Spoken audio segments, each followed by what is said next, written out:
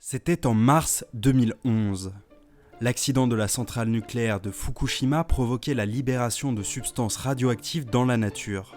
On assiste alors au Japon au développement rapide de différentes applications grand public permettant à la population de réaliser ses propres mesures de radioactivité sur le terrain.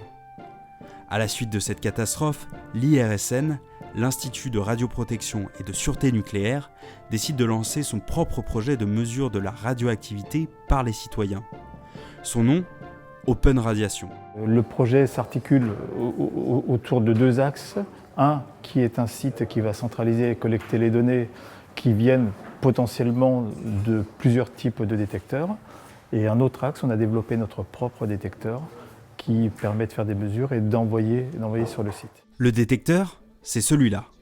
Il est composé d'un tube Geiger-Müller qui permet de transformer la radioactivité en impulsions électriques, ce que l'on appelle des coups. Ces coups sont ensuite traités par le système électronique, puis envoyés via le modem Bluetooth à une application installée sur votre téléphone.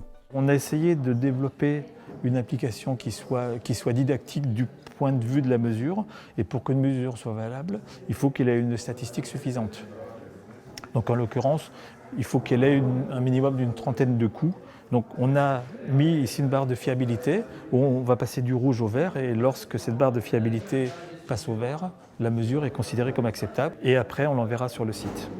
En cas de crise, ce dispositif permettra de recueillir en temps réel des données en provenance du terrain, et donc les risques d'exposition des populations à la radioactivité. Mais heureusement, un accident nucléaire a peu de chances de se produire. Pour faire vivre le projet Open Radiation en temps normal, les scientifiques ont ajouté une dimension pédagogique, citoyenne et collaborative. Plutôt que d'avoir uniquement un capteur tout monté, d'avoir un capteur en kit pédagogique avec une notice pédagogique pour expliquer comment on assemble petit à petit son capteur et comment on va jusqu'à la mesure et l'exploitation de la mesure. Le capteur se monte en 5 heures. Il faut donc s'armer d'un peu de patience et d'un fer à souder pour le monter. Mais rien de très compliqué, il suffit de suivre les instructions. Une fois le capteur assemblé, on peut réaliser des mesures de radioactivité naturelle sur le terrain. Là, on a 6.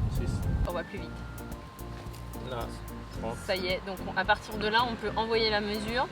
Une fois les mesures effectuées, elles remontent sur le site. Et publier.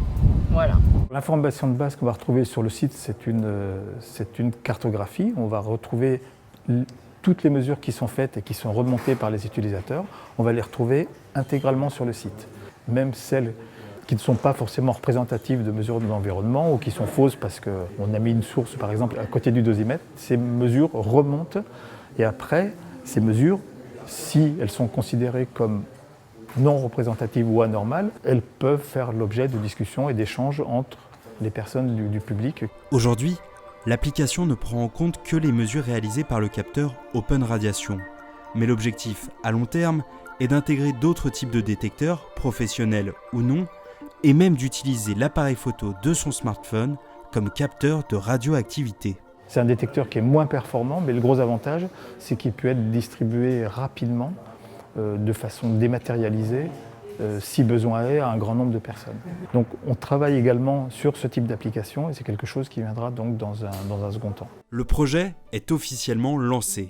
L'initiation au montage du capteur et à la réalisation de mesures sera proposée par des associations comme Planète Science ou encore dans des classes de collège et de lycée. Le but est de créer et d'animer une communauté autour de ce projet de science participative.